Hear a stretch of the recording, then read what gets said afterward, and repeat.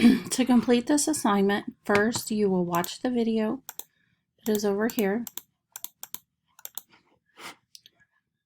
Then you will go to the second page. You will solve these equations.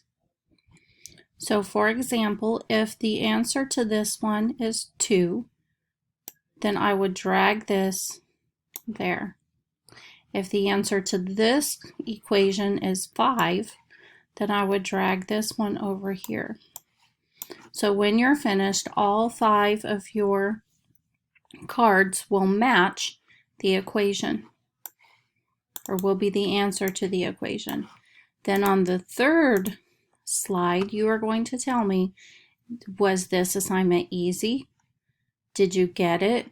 Were you a little confused? Or you didn't get it, and you'll just drag the emoji over to the box that matches how you feel about how you can solve equations. Then down here in this box, one thing I learned is you're going to tell me one thing that you learned in this lesson.